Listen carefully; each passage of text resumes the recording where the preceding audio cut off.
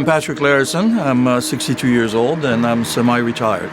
Came here in '83 and I've been pretty much here since '83. Born in Paris, I had family here in Long Island, so I used to travel here quite often, liked it here, believed in the American dream, and thought, why not, So in 1977, I acquired my green card. My name is Afortunado Correa, but people know me by Neo. And that's a big story behind that. That's actually a name that I kind of adopted, being in prison. I've been in the York County prison here, numerous times. When I first came there, it was like maybe 2 blocks, like South Block and North Block. I lived in Mechanicsburg till 2008, and I moved to York in 2009. But I wasn't here much. I was a missionary, and I lived in Africa, in East and Central Africa, for the past 12 years. We gave free healthcare and other things to the poor population in Rwanda, in the eastern part of Congo. So we worked in hot zones and a lot of wars and genocides, that sort of thing. The first time I ever tried something, getting high, I think I was like 8 years old. It was the first time I ever picked up a marijuana stick. But I just did it just to fit in. It wasn't like, that's something I wanted to do. And I always thought it was big. Smoking cigarettes was a big thing for me. Going to jail was like a reward. It makes you a man. That was the way we thought. The Bronx it's always been that way.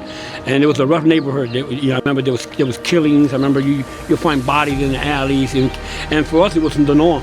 I woke up one day and it was a calling. It was, I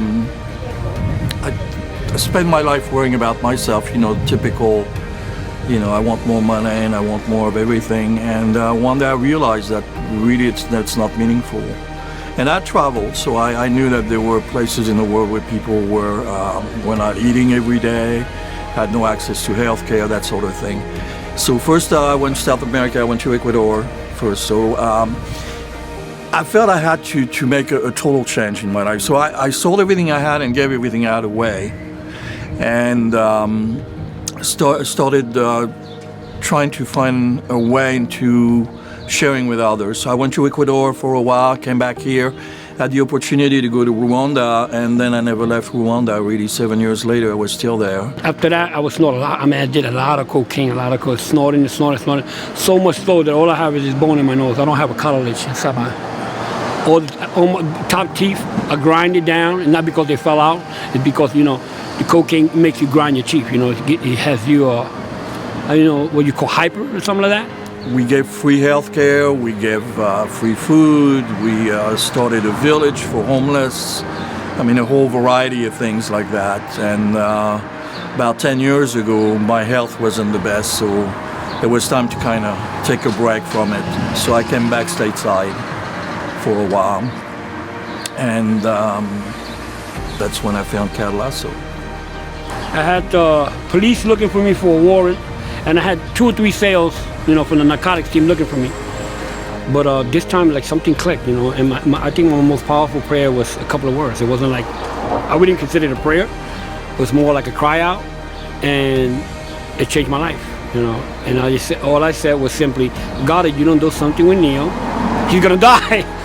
You know the story of the man who came to Jesus and asked him, how do I get to heaven? And Jesus told him, well, follow the commandments. And he said, well, I already do. He said, well, you're wealthy, sell everything, give it to the poor. And the guy walked away, And I thought, if you can't make that little a commitment, then you're not really a Christian. That's, if you really want to commit your life to Christianity, to Christ, the basis is love. And love is caring for your neighbor, It's not all about yourself. You don't love to be loved. You love just to love. And I would cry out to God. I said, God, man, I just don't want to do it no more. I'm done, And I said that many times, I want to die, but I never really meant it. But this time, something in me said, listen, I'm done with this. And there's a tree right now in Penn Street, right across the street from the farmer's market, and I call it my tree of life. Because at that tree, 2012, on July 12, 2012, that was the end of it. Right there, I was, running from the police, running from the PO, running from the man that I owe money from his drugs, running from everybody. And I remember by that tree, a police officer stopped me and he said, is your name Afortunado Correa? I said, yeah. He said, well, you have the right to remain silent, blah, blah, blah, blah, blah, blah. But I remember after this change and this transformation and this thing that God has done in me, the words, they ring out loud. Yeah, I have a right to be a child of God. I have a right, if I decide to open my heart and change this life the way I live, give my heart to Him. That's my right. You know, on the website we had pictures of before and after. You know, somebody that's been ravaged by war, that's been, you know, a woman's been raped and disfigured and everything. And you see pictures of her a year or two later, and now she's got her own little business selling bananas at the market, and she looks healthy, and, you know, those are joyous moments. That's your paycheck, that's your payback. You know, when Jesus said that for everything you give to God, you get back 100-fold.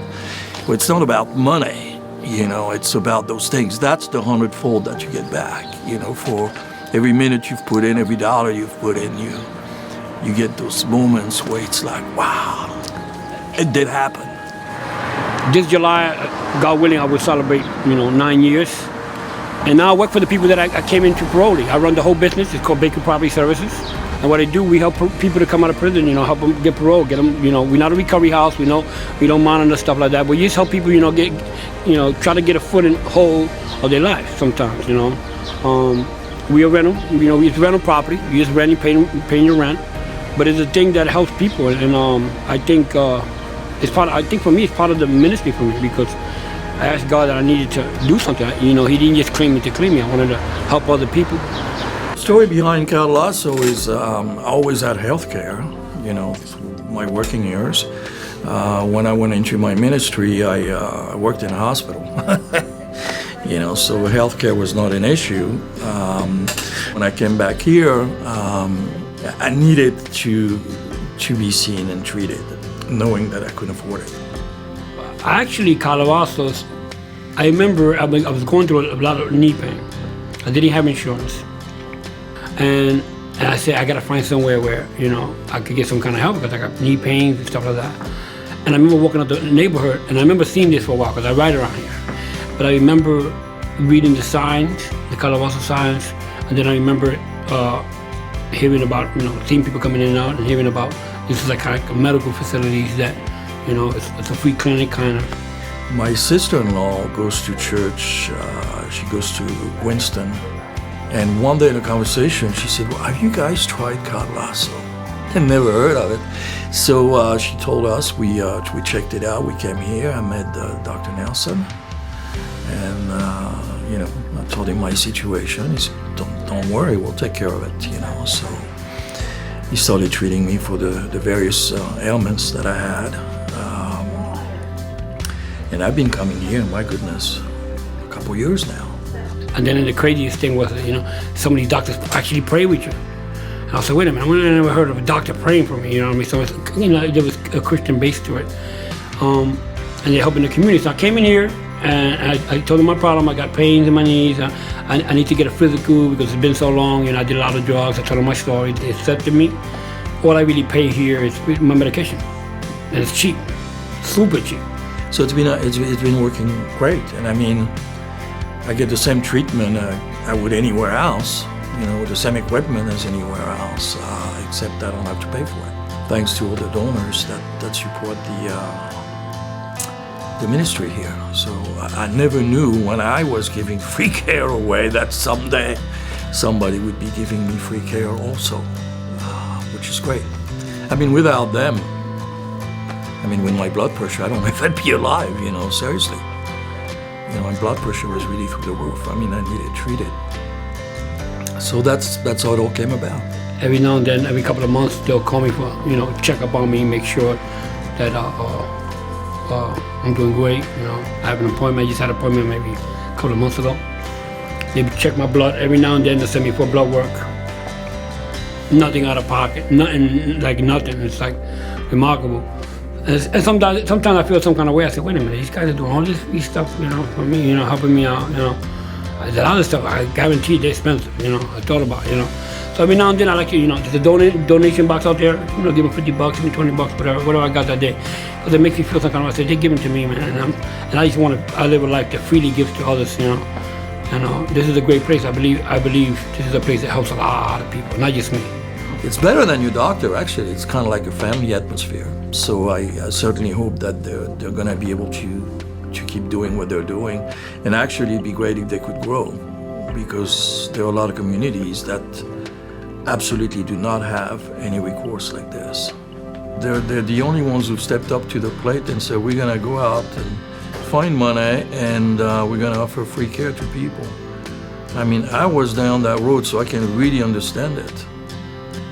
You know, who else is stepping up? This is the only place that I've never been to a place like that does this, the way they do it. And that's not only because of the money, but even, like I said, you know, I can't really put a word to it, like the environment that you're in, the people, the warmth and the love, the people, the sharing, that it's providing a medical need, you know, medical for the physical life or whatever, but at the same time it helps the spirit, and it helps, it makes you want to come to the doctor. But you come in here like on a first name basis, it feels like you're coming home, you know what I mean, in a sense. For me it does.